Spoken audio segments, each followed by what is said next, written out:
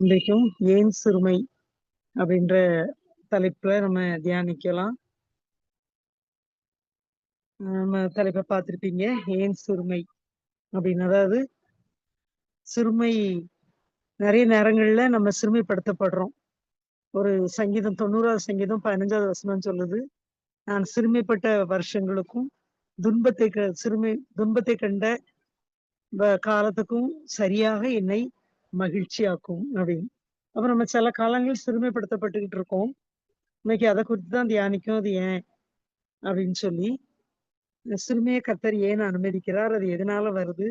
அப்படின்னு சொல்லி இன்னைக்கு தியானிக்கலாம். ம். சிறுமை அப்படிங்கும்போது எல்லாத்தையும் குறிக்கும் அது. நம்ம கஷ்டங்கள், பிரச்சனை, வியாதி, போராட்டம், என்னென்ன பிரச்சனைகள் இருக்கோ அது எல்லாமே சிறுமை அப்படின்னு சொல்லலாம். அந்த பிரச்சனைகள நம்ம தாண்டி வர்றதுக்கு முன்னாடி நம்ம அந்த பிரச்சனைகள தாண்டம்னால நம்ம சிறுமைப்படுத்தப்பட்டுக்கிட்டு தான் இருக்கோம்.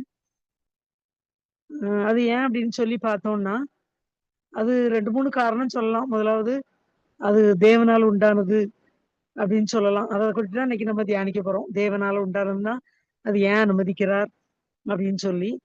அ இன்னொன்னு வந்து அ சாத்தானால் உண்டானது அப்படின்னு சொல்லலாம். ஏன்னா, நம்ம பார்த்திருக்கோம் யோபுவின் புஸ்தகத்துல, யோபுவுக்கு சாத்தான் ஆண்டவர்ட்ட வந்து அனுமதி கேட்டு சிறுமைப்படுதல அனுமதிக்கிறார். அப்ப அது நமக்கு நல்லா தெரியும் சாத்தானால் உண்டாகிறது. அவன் சிரமப்படுத்துறான். அதுவும் சும்மா வந்து படுத்த முடியாது. ஆண்டவர் உத்தரவோட தான் பண்ண முடியும். அடுத்து இன்னொரு வகையில சொல்லணும்னா, மனிதரால் சிறுமை.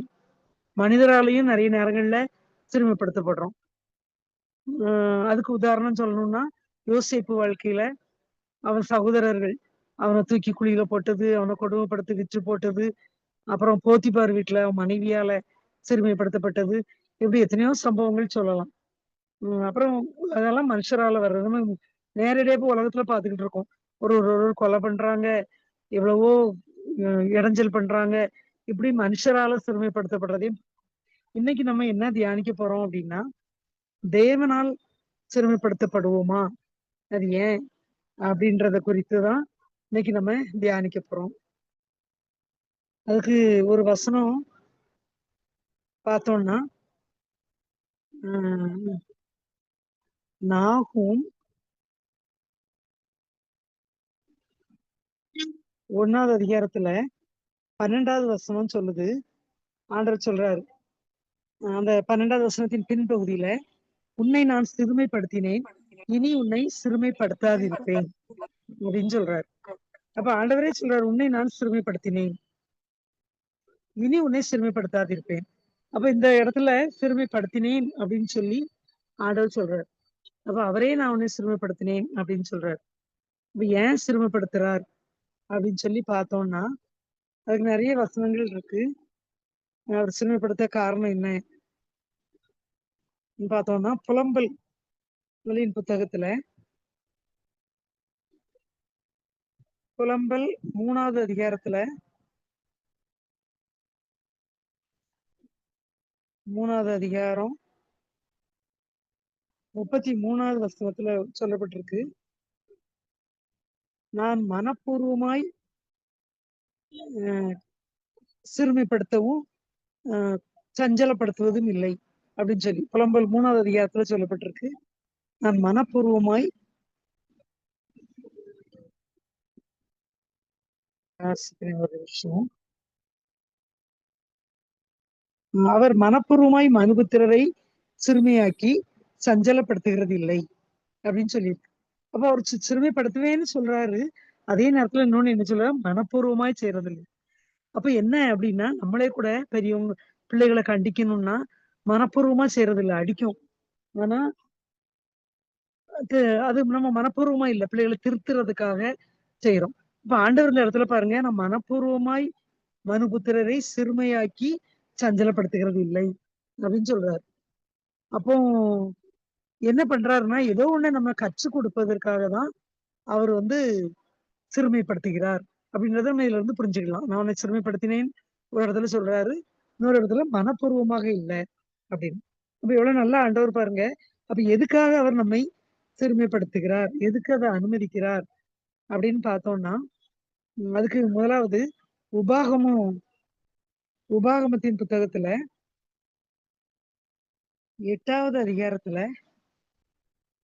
உபாகமும் 8வது அதிகாரத்துல 2வது வசனத்துல சொல்லப்பட்டிருக்கு, உன் தேவனாகிய கர்த்தர் உன்னை சிறுமைப்படுத்தும்படிக்கும் தம்முடைய கட்டளைகளை நீ கைக்கொள்வாயோ கைக்கொள்ள மாட்டாயோ என்று அவர் உன்னை சோதித்து உன் இருதயத்தில் உள்ளதை நீ அறியும்படிக்கும் உன்னை இந்த 40 வருஷமளவும் வனாந்தரத்திலே நடத்தி வந்த எல்லா வழியையும் நினைப்பாயாக. நினைவு கூறும்படி அவர் நம்மை சிறுமைப்படுத்துகிறார். பொதுவா பார்த்தோம்னா நமக்கு ஒரு கஷ்டம் வரும்போதுதான் நம்ம ஆண்டவரை தேடுவோம். சில நேரங்கள்ல அந்த கஷ்டத்துல இருந்து மீண்டு வரும்போது ஆண்டவர் நினைக்கிறோம். இப்போ ஒரு இடத்துக்கு போறோம்னா ஒரு ஆக்சிடென்ட் நமக்கு ஒரு ஒரு ஆபத்தும் இல்ல. போயிட்டு வந்துட்டோம்னா பேசாம இருப்போம். இல்ல ஒரு வண்டி வந்து நம்ம மேல மோத போகுது. அதுல நம்ம பிழைச்சுக்கிட்டோம் அப்படின்னா அது ஒரு சாட்சி நமக்கு.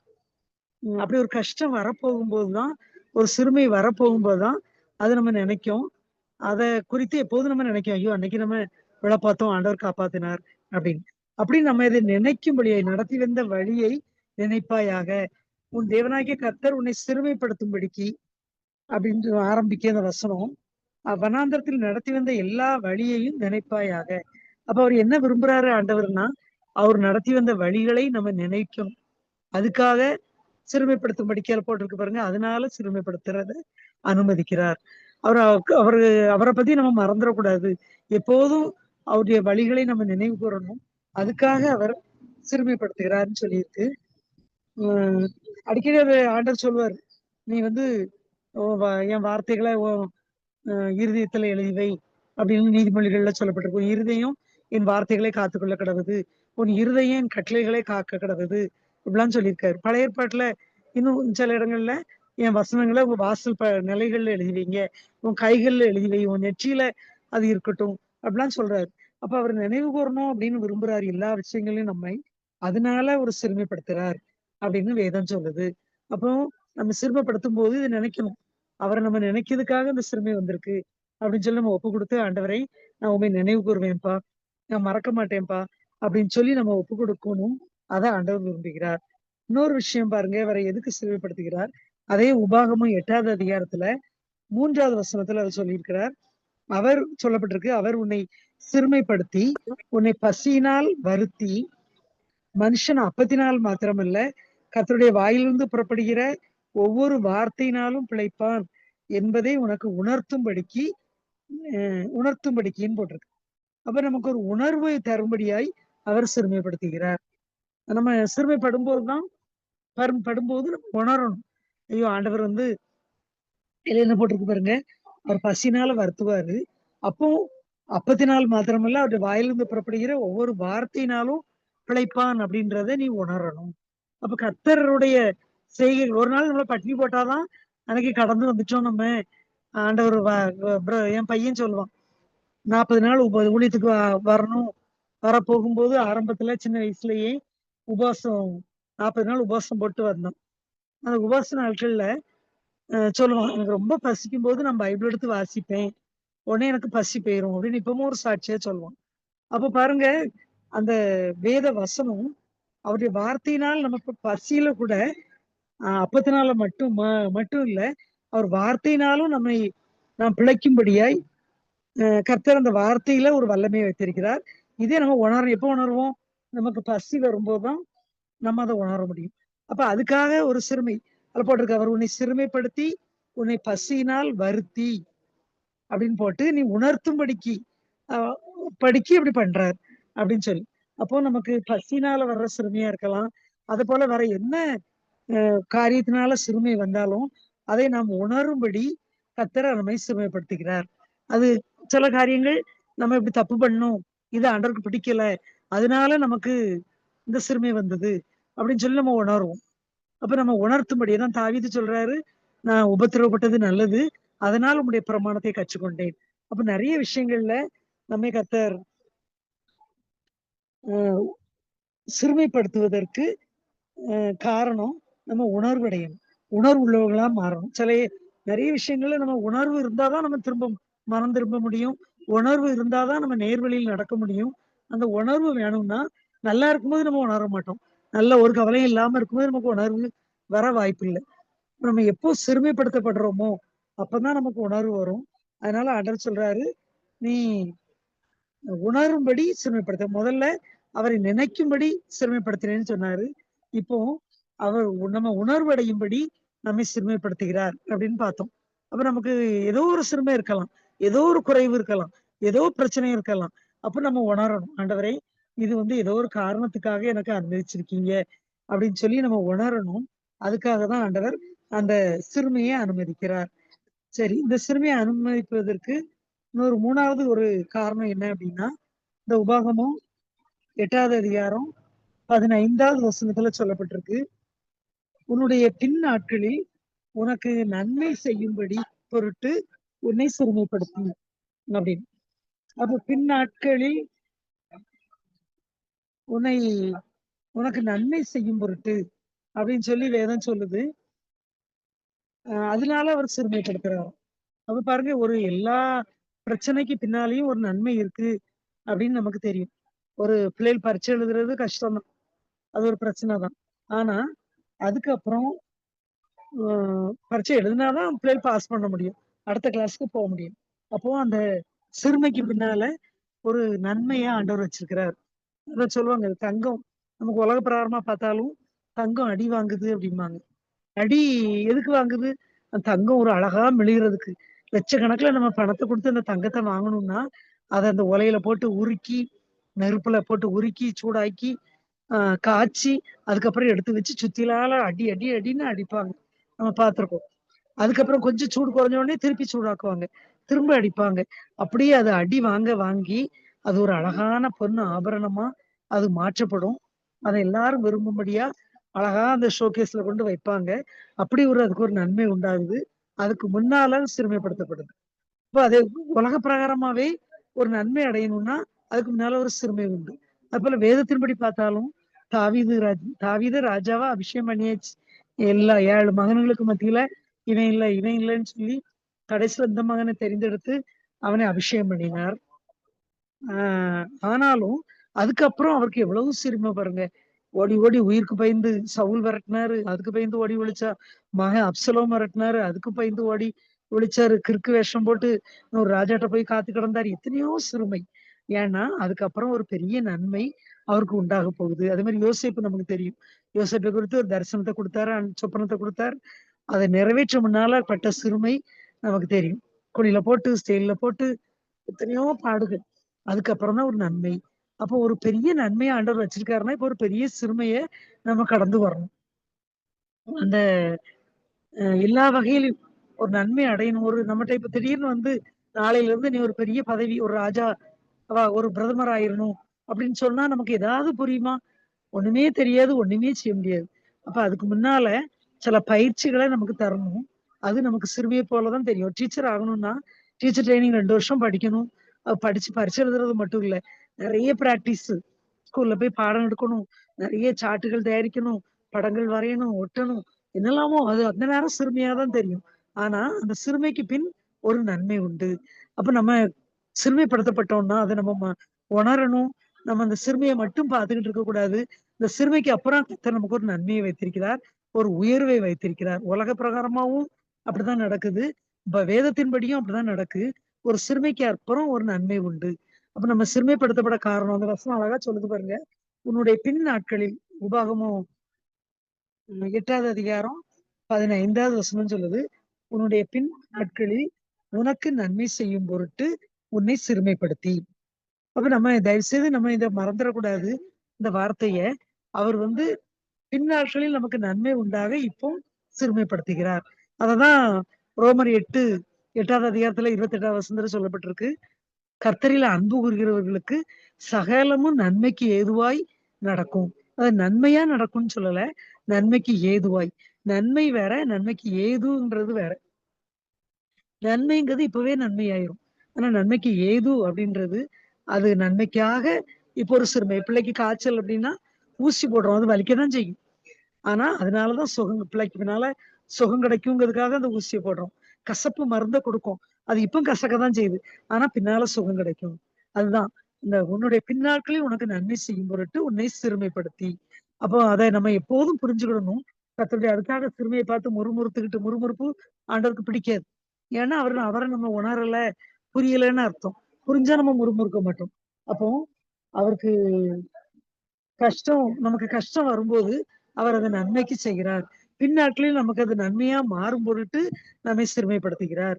தீமையை நன்மையாக மாற பண்ணுகிற தேவன், இப்ப சிறுமைப்படுத்துவதற்கு ஒரு நோக்கம் உண்டு. இத நம்ம உணர்ந்துக்கிடும் போது தான், நம்ம கவலைப்படாம இருக்க முடியும். அத பிடித்துக் கொள்ள முடியும். சரி 4வது ஒரு விஷயம் என்ன அப்டின்னா, அ அப்ப முதலாவது அவரை நினைக்கும்படி நம்மை சிறுமைப்படுத்துகிறார். 2வது அவரு உணர்வடையும்படி நம்ம உணர்வடையணும். அதுக்காக சிறுமைப்படுத்துகிறார். 3வது நம்ம பார்த்தோம், பின்னாளில் நமக்கு நன்மை வரும்படியாய் அவர் நம்மை சிறுமைப்படுத்துகிறார்.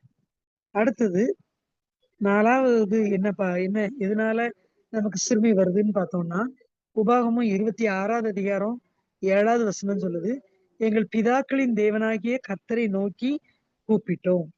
கர்த்தர் எங்கள் சத்தத்தை கேட்டு, எங்கள் சிறுமையையும், எங்கள் வருத்தத்தையும், எங்கள் ஒடுக்கத்தையும் பார்த்து எங்களை விடுவித்தார். எகிப்திலிருந்து புறப்பட பண்ணார் அப்படின்னு சொல்லி அந்த இஸ்ரவேல் ஜனங்களை குறித்து சொல்லப்பட்டிருக்கு. எப்போ விடுவித்தாராம்? நாங்கள் கர்த்தரை நோக்கி கூப்பிட்டோம். அப்ப அவரை கூப்பிடும்படியாய் அல்லது அவரை தேடும்படியாய் அவர் சிறுமைப்படுத்துகிறார். எகிப்துல படுத்தப்பட்டு இருந்தாங்க நமக்கு தெரியும். அப்போ சிறுமைப்பட போய் தான் அவங்க கூப்பிடுறாங்க. இங்க ஒழுங்கா அவரை தேடி இருந்தா அந்த அடிமைத்தனமே வந்திருக்காது. அப்போ நிறைய தடவைகள்ல நம்ம வாசிக்கிறோம், இஸ்ரவேல் ஜனங்கள் முரட்டாட்டம் பண்ணுவாங்க, ஆண்டவருக்கு விரோதம் பண்ணுவாங்க, அவர் வார்த்தைக்கு கீழ்ப்படிய மாட்டாங்க. அப்பெல்லாம் அவர் எதிரிகள்ட்ட அவங்கள விட்டுருவாரு. அப்புறம் அங்க போய் அடிமையா கிடப்பாங்க. அதுக்கப்புறம் அங்க இருந்து கூப்பிடுவாங்க. ஆண்டவரே, அடிமையில கொடுமை தாங்க முடியாம கூக்குரல் இடுவாங்க. அப்புறம் ஆண்டவர் விடுவிப்பார். இது எப்போதும் நடந்துகிட்டு இருக்கு. அப்ப அந்த சிறுமை வரும்போது தான் அவங்க கூப்பிடுறாங்க. அதான் ஆண்டவர் சொல்றாரு, நான் கர்த்தரை நோக்கி கூப்பிட்டோம்னு சொல்லப்பட்டிருக்கு. அப்ப நம்ம தேடும்படிக்கு, அவரை தேடணும்னு அவர் விரும்புகிறார். அவரோடு உறவாடணும்னு அந்த நீதிமொழிகள்லன்னு நினைக்கிறேன். ஒரு வசனம் இருக்கு.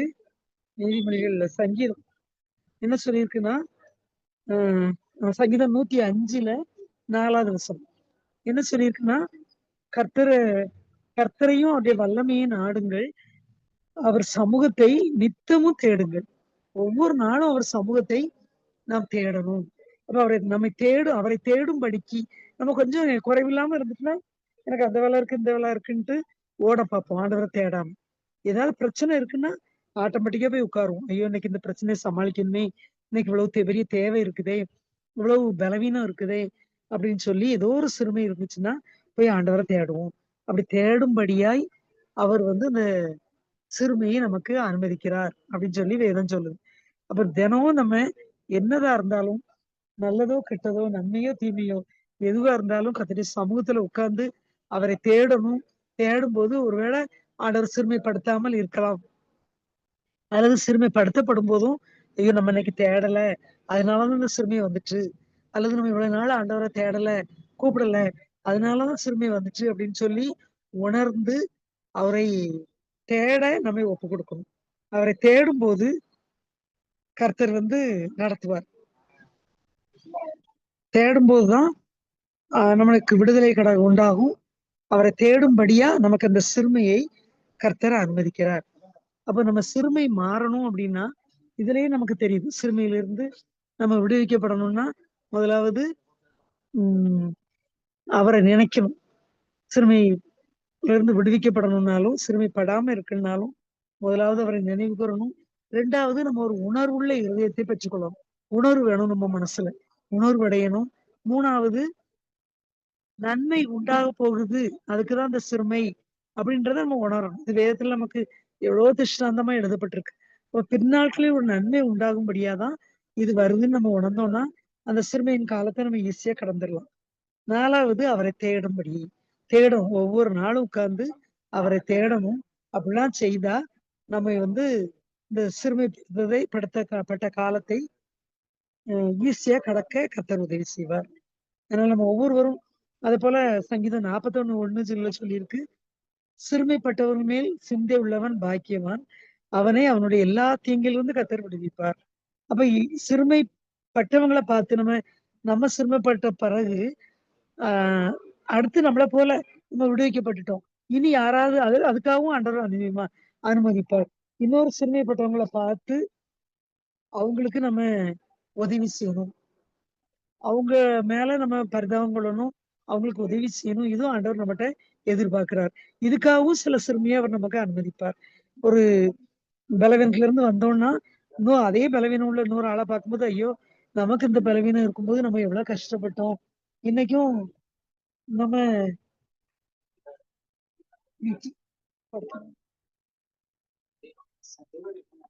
அப்போ இவ்வளவு கஷ்டப்பட்டோம். அத பார்த்து நம்ம வந்து இன்னொரு சிறுமைப்பட்டவங்களுக்கு அத போல நம்மள போல தான் அவங்களும் கஷ்டப்படுவாங்க அப்படின்னு நினைச்சு அந்த சிறுமையில அவங்களுக்கு உதவி செய்யணும். அதுக்காகவும் கர்த்தர் நமக்கு சில சிறுமிய அனுமதிப்பார்.